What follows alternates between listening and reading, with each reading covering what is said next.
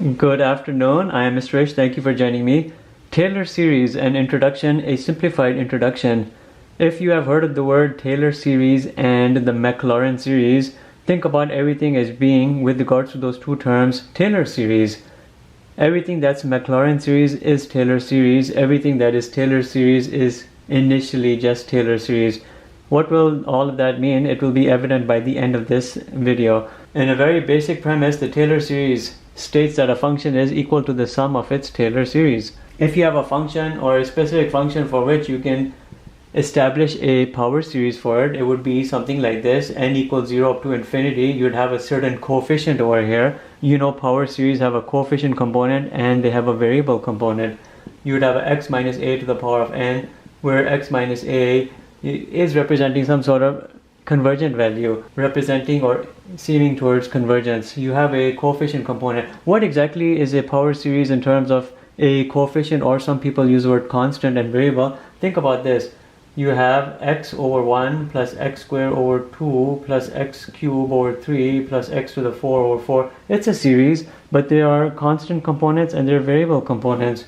What are your constant components? It's basically this: 1 over 1, 1 over 2, 1 over 3, those are your constant components. If you were to put this in a rule, you could, n equals 1 up to infinity, you can say what you have here is x to the power of n divided by n. Your 1 over n here is your coefficient component, then your x to the n is your variable component. You have that coming out here and giving rise to a power series. If you can represent a good function in terms of this, you have to understand what this is. Cn, your constant or your coefficient component, is always equal to a certain derivative fed in by a certain value divided by n factorial. You don't have to worry about how this is derived. That's not the purpose of this video. We're showing you the introduction over here for Taylor series. If you were to substitute this right in here, what would you get? You'd have n equals 0 up to infinity. You have now this f to the power of n, which I will talk about momentarily, divided by n factorial times x minus a to the power of n. What's this f to the n and then the a? That represents your specific order of derivative of that function. Some functions have many ordered derivatives, some functions have minimal to no derivatives. If supposedly you have a function which is just x, you do a derivative, you get 1, you do a derivative, it zeroes out, it finishes. You don't do Taylor series or expansion of these type of functions which have minimal to no ordered derivatives. You would use Taylor series or these sort of expansion methods for functions which have infinite number of derivatives, whether they cycle back or forth or not, but they have an infinite number of higher order derivatives. So everything you're watching over here is best suited for those type of functions where you can do extremely high level of derivatives. What is a practical application of Taylor series? It's a good, useful approximating tool. If you want to find the value of a function as these n values approach infinity, your approximation for that function or the value of that function will be much more accurate as n approaches infinity. So we've arrived at this specific point over here, and I've told you this represents your nth order derivative. If you have a zero order derivative of a function, it means you're not doing a derivative that is equal to your original function. If you do have a first order derivative, it's equal to the derivative of that function once. If you have a second order derivative, you know you're doing the derivative of that function 2 times. If you're doing the nth order derivative, you're doing a derivative of that function n number of times. So keep that in mind. The 0th order derivative of a function is equal to just your original function. Anyhow, if you want to start expanding this as n equals 0 onwards, what would you get? You'd have f0 and then a feeding in. This a means that it's coming into the value of your derivative, the derivative of that function, divided by n factorial times x minus a to the power of 0. That would be your first term of the series. Your next term would be the first order derivative, a coming into that, x minus a to the power of 1 divided by 1 factorial. Here we should have put 0 factorial, right? Wouldn't you agree we should have put a 0 factorial because it's an n value? Then your other term or your next term would be your second order derivative, a coming into there, x minus a to the power of 2 divided by 2 factorial, and you can see on and on, you'd continue it. Some of these values here can be simplified, like 1 factorial is 1, 0 factorial is a 1, 2 factorial is a 2, but as you do 3, 4, 5, 6 factorials, you can actually bring numbers. But look at all of this. When you're seeing a function represented in this form right here, this is the format of a Taylor series. It represents that a specific function is expressed in terms of a power series, but it is centered. or it is anchored about A, centered about A, that gives you a definition of a Taylor series. A Taylor series is a function that can be represented in terms of a power series, but it is centered about A. What if this series or this function representation in terms of a series was centered about 0? If it's centered about 0, then you have Maclaurin series. That's the only difference between this and that. All Maclaurin series or Taylor series, keep that in mind. There's no difference other than that fact that you're centering around 0. With Taylor series, you're centering about a specific value A, but it doesn't have to be 0, because if it were 0, then you'd use this term. If it were not 0, you can use Taylor series term. But in all instances, you can still use a Taylor series term if you want. When you look specifically at a Maclaurin series which is centered about 0 using this same template, look at what the function becomes. You're still looking at n equals 0 to infinity, and now you have f to the power of n, or the nth derivative of that function. Now you have 0 coming into places of a. Remember, here a is centering around 0, you have 0 coming over there, n factorial, and here you have x to the power of n. Because a minus a is a minus 0, it's been lost. When you start expanding this Maclaurin series format, what do you end up getting? Wherever you have n, you put 0. You'll have the 0th order derivative, 0 coming into there, 0 factorial, x to the power of 0. You know all of this will just be equal to your original function. Think about it. The original function with 0 coming into it. And your next one would be your first order derivative, 0 coming in. You'd have 1 factorial x to the power of 1. Then your next one would be your second order derivative with 0 coming into there. You'd have 2 factorial x to the power of 2. And then on and on. You can see how it builds up, x cubed. And then you would of course continue there. Remember, in all instances, your 0th order derivative is equal to your original function. Then in all instances, this right here can clean down into a specific easier term which you can look at, and that easier term would be just your original function with 0 coming into it, and as your this term and then everything following there. You can see how Taylor series is just basically a function in terms of a power series centered about A. A Maclaurin series is basically just a Taylor series, except it's not centered about a specific value A, and some people like to use the letter C. Not everyone uses A, but some use C. Either way, A and C are synonymous. But the Maclaurin series is exactly the same thing as Taylor series, except it's centered about 0. Hence the A term goes away and it gets substituted by 0. If someone were to say find the Taylor series for your exponential function centered about 0, you know you're really talking about the Maclaurin series because it's centered about 0. And in all instances, the derivative of f of x equals e to the x, your exponential function, is always equal to the original function, because this is one of those rare functions where the derivative is the same as the original function. What is a template? You have e to the x is equal to your function, which is from 0 to infinity.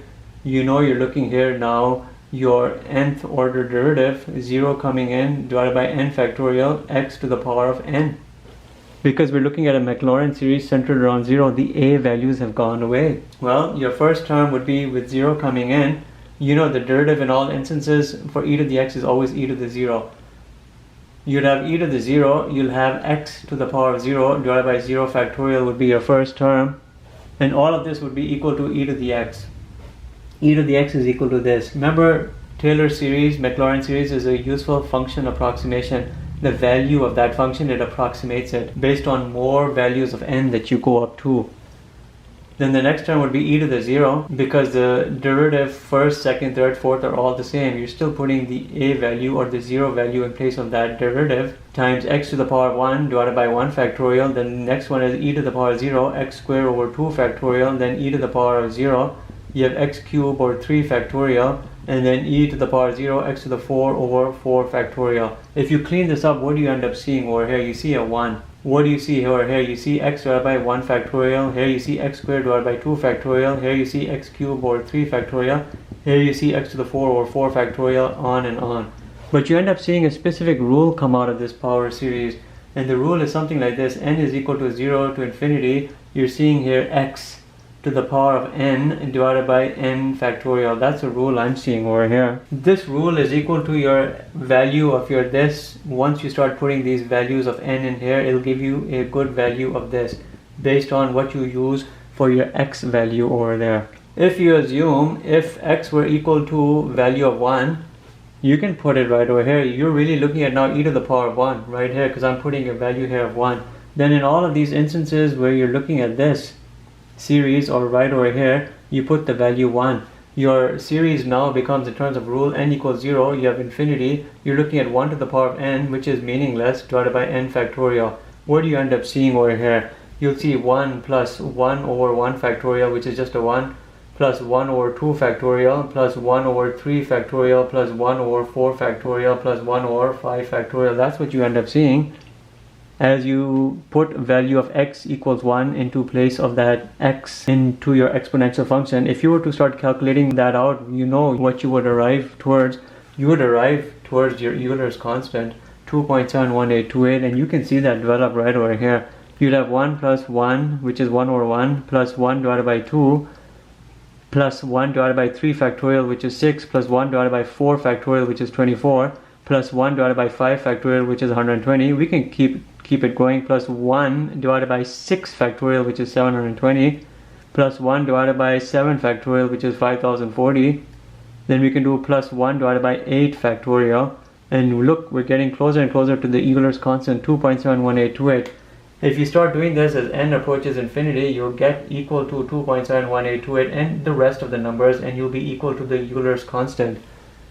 That's just us looking here at the Maclaurin series, which is the same as the Taylor series, except here your a value is centered around 0. You lost all those a terms.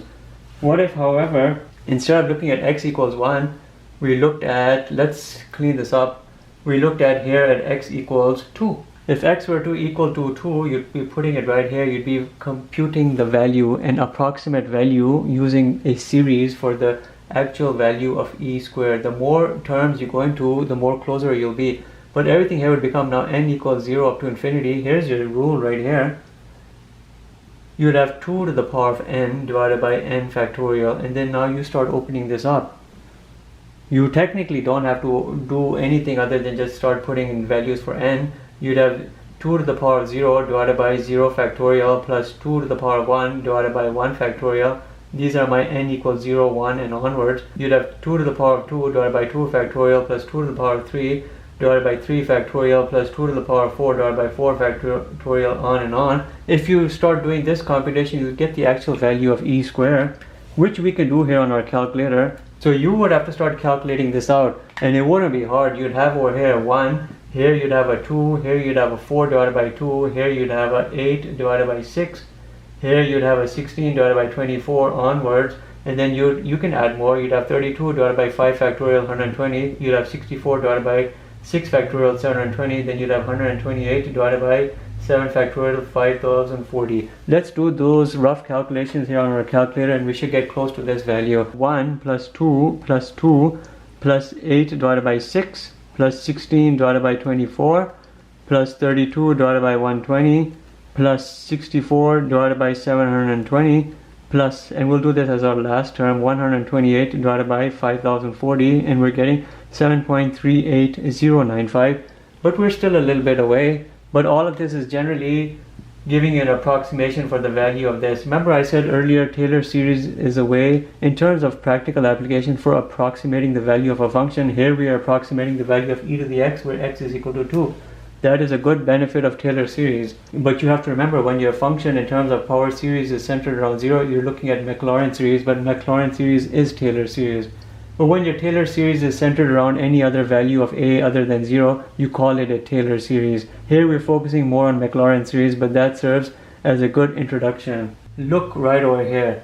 You know all of this was equal to e to the x, and this came from a series, and let me put that series for you. It looks something like this. N was equal to 0, you had infinity, you have x to the power of n divided by n factorial, and you expand it out, you get this. But if you were to look at these as individual terms, where n was equal to 0, and then n was equal to 1, and n was equal to 2, and see what you had up to each of these points. When n was equal to 0, all we had was just this, and we can put here 1. N was equal to 1, we came up to this point right here. We had a 1 plus, and we can simplify that. X divided by 1 factorial is just an x. When n is equal to 2, we're right here. We're looking at a series which is comprised of 1 plus x squared over 2, right? 1 plus x squared over 2 factorial. Let's not be too hasty over here. When n is equal to 3, you're looking here up to this part. You have 1 plus x squared over 2 factorial plus x cubed over 3 factorial. And lastly, when n is equal to 4, you have all of this. What are all of these representing? These are all representing basically, in a broad sense, your Taylor polynomials, or as some would like to call them, your Maclaurin polynomials, because they were centered originally around 0. But you can use the general term Taylor polynomials. You would give them the general designation of this. This would be your T0x, your 0th Taylor polynomial. This would be your first Taylor polynomial. This would be your second Taylor polynomial. That would be your third polynomial. And this right here would be your fourth Taylor polynomial. But what you see in each of these cases, each of these Taylor polynomials represents a finite polynomial, which if you were to put a value x in there, you'd get a finite result. The sum of these finite results would give you a finite approximation for whatever value of function you're looking at. And you know, previously we're looking at the value of e to the x. If you were trying to determine e to the x from here, your only value is 1. It's nowhere close to e to the 1. It's nowhere close to 2.71828. But as you start looking at higher level Taylor polynomials or Maclaurin polynomials, then you can get closer and closer to that value. And you know, in all instances we're looking at e to the 1. You would put 1 here in places of these x's. So when you look at these Taylor polynomials, you see each builds on the items which have come from before. You have in the first polynomial, it's adopting a value from the previous one and you're adding a new value. You have the second polynomial, it's adopting all the values from the previous one, it's adding a new value. And the third polynomial, it takes all the values from before and it adds a new value. And you can see that pattern come about, such that if you were interested in the nth polynomial, you know what that would be. These n's over here were originally superfluous. They're not part of your Taylor polynomial designation. This right here is your Taylor polynomial designation. I originally had the n values only, then I added this terminology here. Then your nth polynomial step would then take all the values from before which have arisen or which have been computed up to that point in time, the n minus 1 step, which would have everything up to that point, and then you'd add the next new item for that specific step. It would be x to the power of n divided by n factorial. This would be your value of the nth Taylor polynomial up to that point. Remember, the Taylor polynomials are interesting because the more of these polynomials you generate, the closer you are in terms of the approximation of your function. And each of these represents a finite value approximating. But if you're looking at just this with regards to that, you're way off. If you're looking at this with regards to that, you're still off. As you look at higher level polynomials, you get closer and closer to the true value of whatever that value of function it is. In the end, then the good value of your function in terms of its approximate value can be represented by this limit as n approaches infinity. You're looking here at the value coming out from a Taylor polynomial. But the higher level Taylor polynomial you use for that limit determination, the closer you are to the good value or the estimated value of that function. Just keep that in mind. If you're doing here n up to only 1, 2, or 3, or 4, you're not going to have a good estimation for most functions.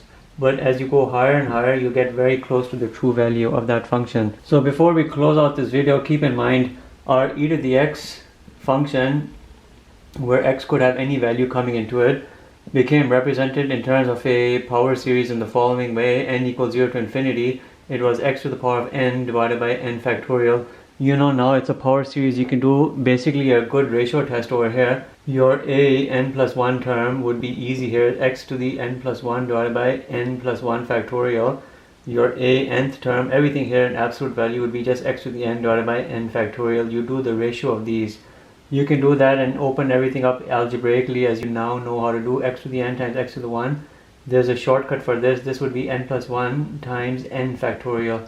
You flip the denominator, you have n factorial divided by x to the n. Cancel out the common terms. You end up seeing only x. And then limit as n approaches infinity, you have 1 divided by n plus 1. In all instances, this right here will be 0. So it's telling you clearly that all values will give you convergence. With regards to this 0 being less than 1, you know, as I was saying, x minus a is less than 1, convergence. This is becoming less than 1.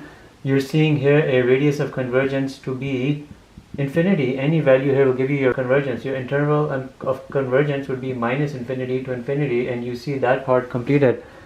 That represents your radius of convergence and interval of convergence for exponential function when it's represented as a Taylor series. Anyhow, that's it for this particular video. Thank you for watching. Have a good day.